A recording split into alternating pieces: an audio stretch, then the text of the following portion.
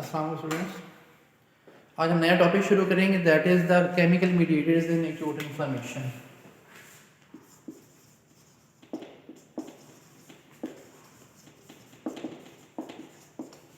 Of acute inflammation.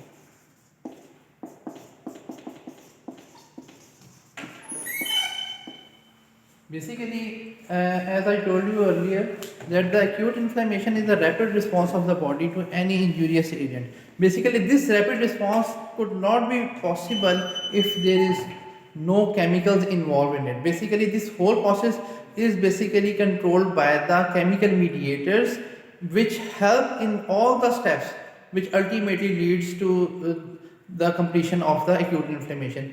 यानी कि अगर आपके पास केमिकल मीडिएटर्स नहीं होंगे तो एक्यूट इन्फ्लेमेशन का प्रोसेस ही इनिशिएट नहीं होगा। जैसे मैंने आपको बताया था कि वॉस्कुलर परमेबिलिटी होती है, एंडोथेलियल सेल्स कॉन्ट्रैक्शन होती है, then there is basically the chemotaxis of the neutrophils toward the side of the infection. ये सारे के सारे प्रोसेसेस जो हैं they are all dependent upon the chemical mediators. अब ये जो chemical mediators basically are produce in the body which help in the acute inflammation by the two ways.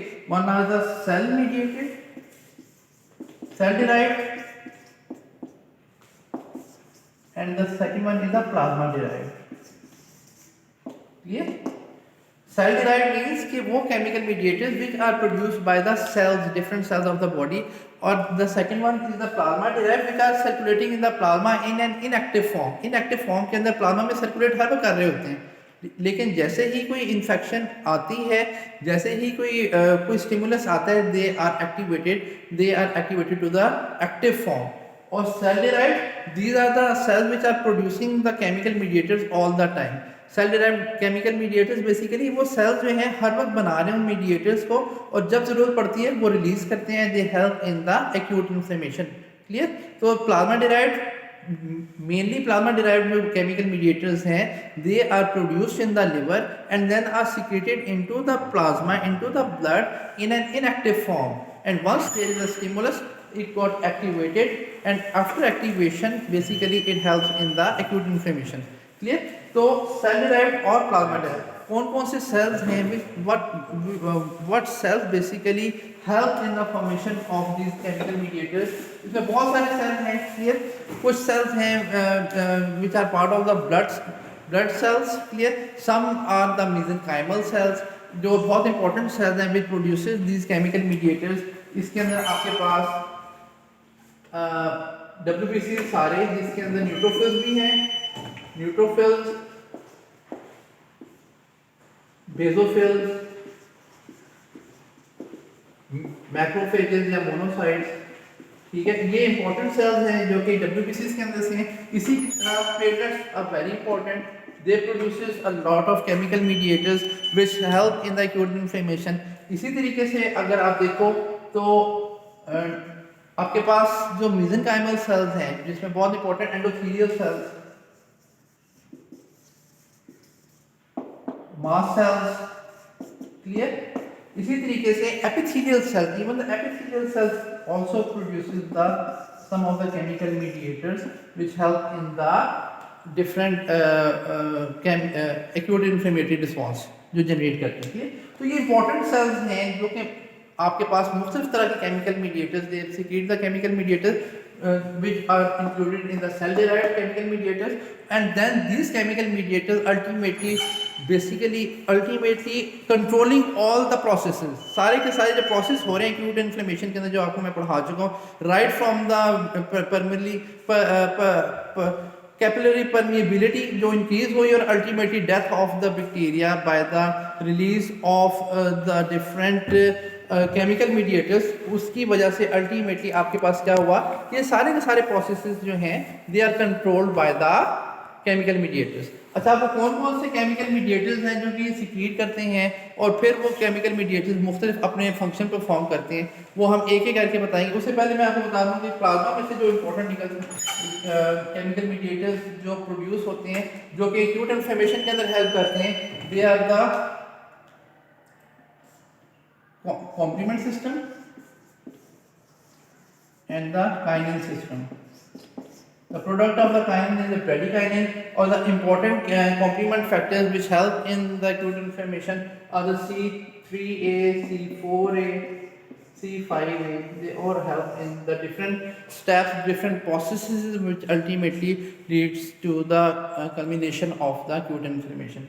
अच्छा, अब केमिकल मीडिएटर्स की बात करनी है तो बेसिक कॉन्सेप्ट था। अच्छा, ये chemical mediators sometimes they are long lasting, sometimes they have very short life, sometimes they even have life of 1 to 2 seconds, सिर्फ थोड़े अरसे के लिए ये सीक्रेट होते हैं। And sometimes they have a long life, 24 hours तक भी जो है ये सर्वाइव करते हैं, सर्कुलेशन के अंदर रहते हैं और इन्फ्लेमेशन के अंदर अपना रोल प्ले करते हैं। ठीक है, तो इनकी करैक्टरिस्टिक्स हैं।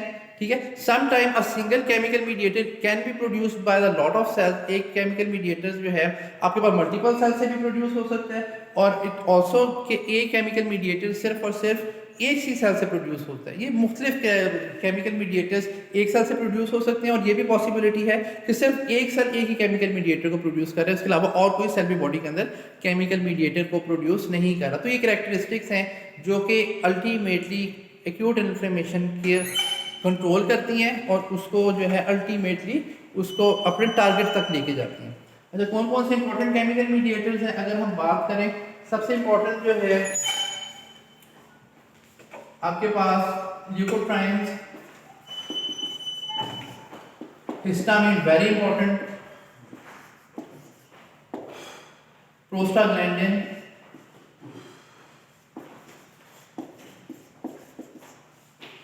nitric oxide, platelet activating factor.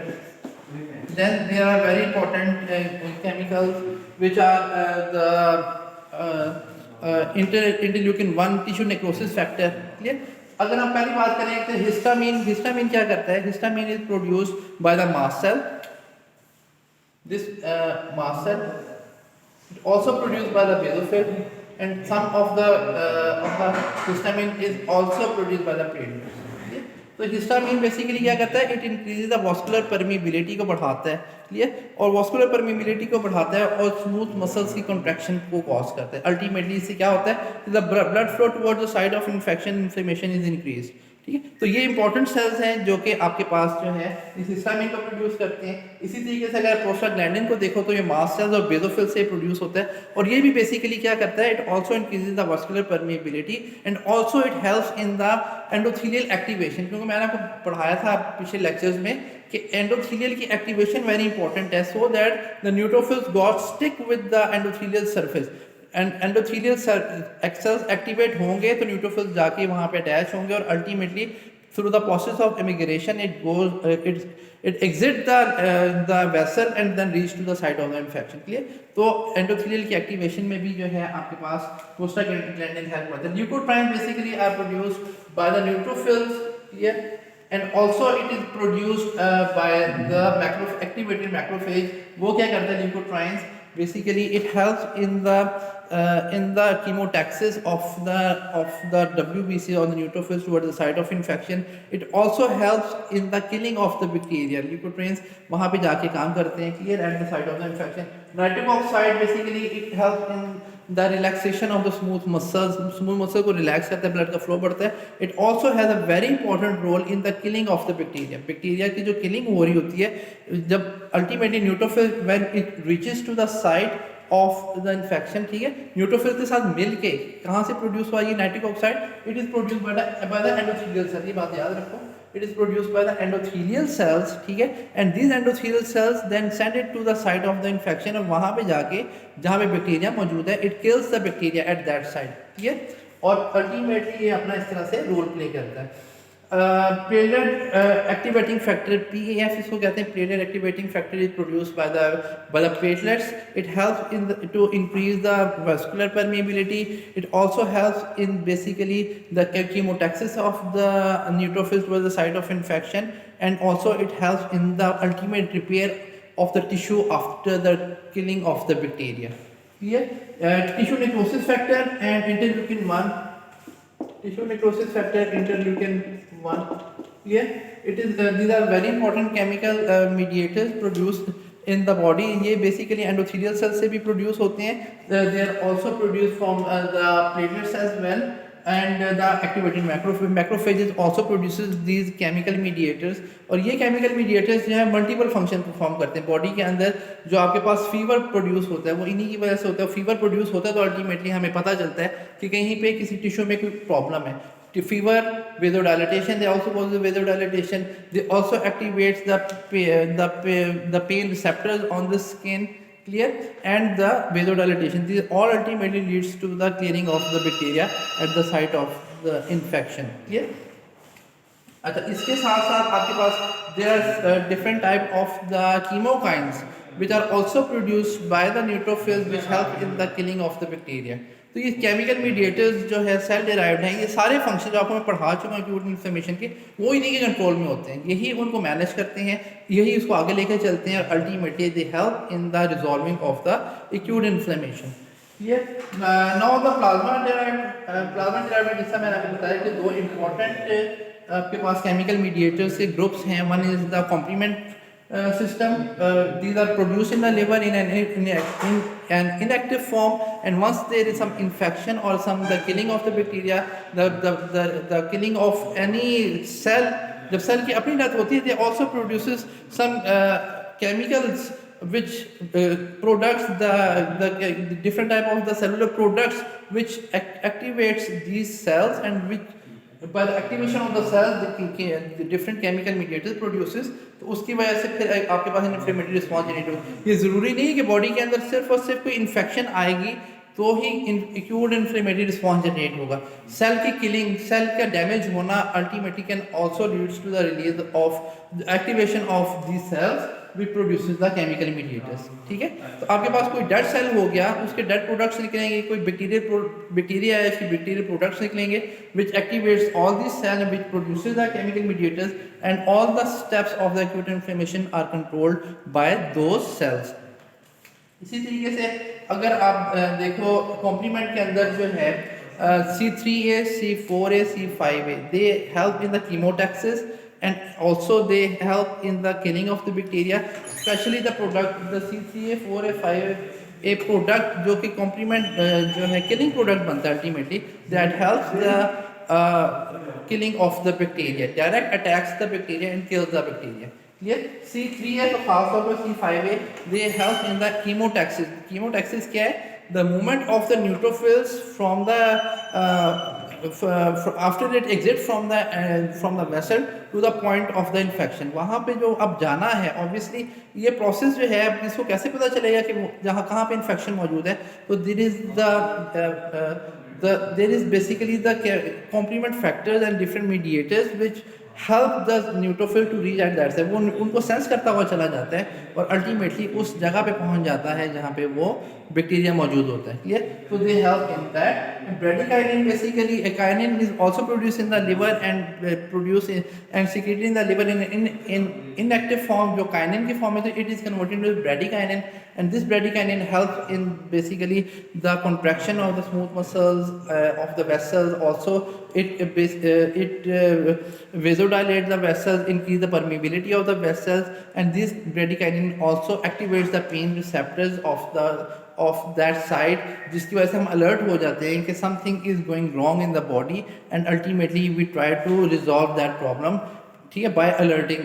जब हम अलर्ट हो जाते हैं, जब एक अलार्म बजता है कि कहीं पे पेन हो रही है, कहीं पे फीवर डेवलप हो रहा है, तो हमें फिर जो है उसकी रेमेडी के लिए हम फिर उसकी मुख्तलिफ प्रोसीजर्स करते हैं so that we get rid of that infection और any cause any injury which is the problem. Clear? This is all about the chemical mediators which help to which help to resolve the infection or any acute infection which comes to the body. ये सारा का सारा process is under the control of these chemical mediators. तो ये आपका topic खत्म हुआ chemical mediators का कि किस तरह प्रोड्यूस होते हैं, कौन से सेल प्रोड्यूस करते हैं, कितने टाइप्स के होते हैं, what are the main functions of this chemical mediators. The next topic is the outcome of the acute inflammation. Acute inflammation कहीं पे हो गई है तो अल्टीमेटली क्या होगा उस एक्यूट इन्फ्लेमेशन का आउटकम। तो ये आउटकम जो है एक्यूट इन्फ्लेमेशन का वो तीन है। Either it is there is a complete resolution which is an ideal condition, or there is a healing, by connective tissue. And third one is the progression to chronic inflammation. Progress to chronic inflammation. ये मैं आपको इंशाल्लाह अगले topic में पढ़ाऊंगा what is chronic inflammation, वो detail में हम पढ़ेंगे। तो आपके पास आउटकम जो है, एक जगह पे क्रोनिक इन्फ्लेमेशन हुई, उसका क्या हो सकता है आउटकम? आउटकम उससे सिर्फ तीन हो सकते हैं। Either it is completely resolve, वो जो इन्फेक्शन हुई थी, जो प्रॉब्लम हुई थी, क्रोनिक इन्फ्लेमेशन का प्रोसेस एक जनरेट हुआ था, it is completely been resolve, ठीक है, वो कम्प्लीटली तौर पे ठीक हो गया, organ goes back to its normal functioning, बिल्कुल जिस तरह से वो उस प्रॉब्लम से पहले फंक्शन कर रहा था, now it is functioning as the same which was it doing previously. Clear? जिस तरह वो पहले फंक्शन परफॉर्म कर रहा था, वो अब उसी तरीके से नॉर्मल कंडीशन के अंदर आ गया। तो इसको हम कहते हैं एक कंप्लीट रेजोल्यूशन। मींस कि ये आइडियल कंडीशन है कि आपके पास वो जो इंजरी थी, वो जो इन्फेक्शन थी, वो कम्प्लीटली तौर पे ख़त्म हो गई। This is the called the complete resolution. आमतौर पे 14 to 15 डेज के अंदर कोई कहीं पे इन्फेक्शन हो तो वो कम्प्लीटली तौर पे रिजॉल्व कर जाती है। क्लियर? अगर दूसरा प्रोसेस क्या हो सकता है कि आपके पास इन्फेक्शन जो थी या फिर आपके पास जो इंजरी थी, that is so extensive that in fact the acute inflammatory response cannot resolve that problem. Clear?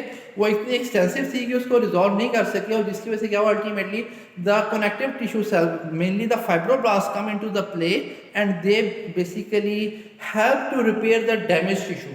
Clear?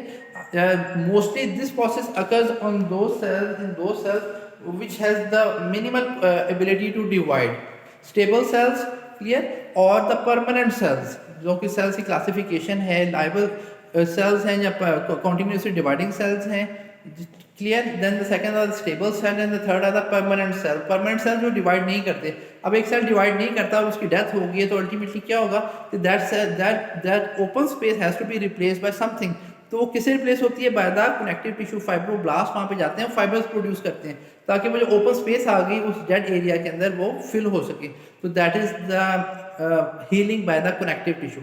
पहले नंबर पे कंप्लीट रेजोल्यूशन हुआ। अगर कंप्लीट रेजोल्यूशन नहीं हो सका था, बहुत एक्सटेंसिव किस्म का डैमेज था और बहुत ज़्यादा एक्सटेंसिव डैमेज था, और वो खास तौर पे परमानेंट सेल्स का डैमेज था, ultimately that process, that acute inflammation, the problem that arises there is replaced by the connective tissue which produces the fibers, and these fibers fill the open or the empty spaces which were produced by the killing or by the damage of the cells.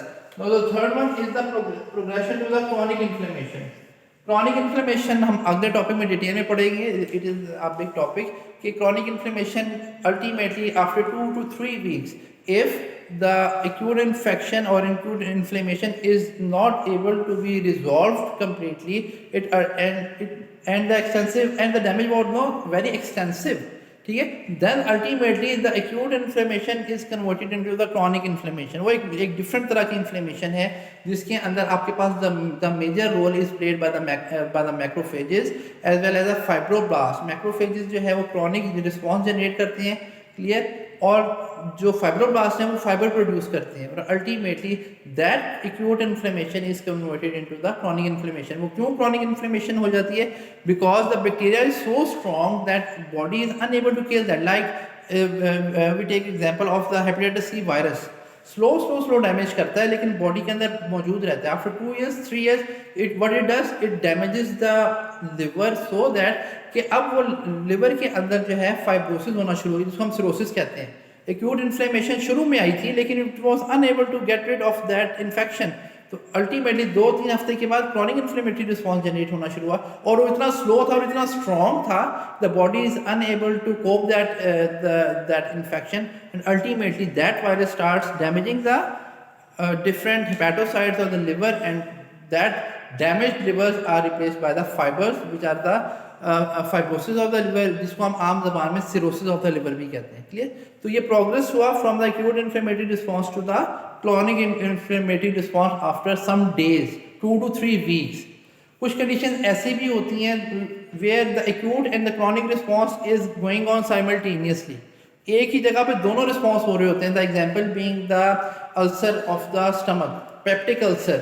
वहाँ पे आपके पास शुरू में क्या हुआ कि acid ज़्यादा produce हुआ और उसने आपके स्टमक की वॉल्स को डैमेज किया। क्लियर।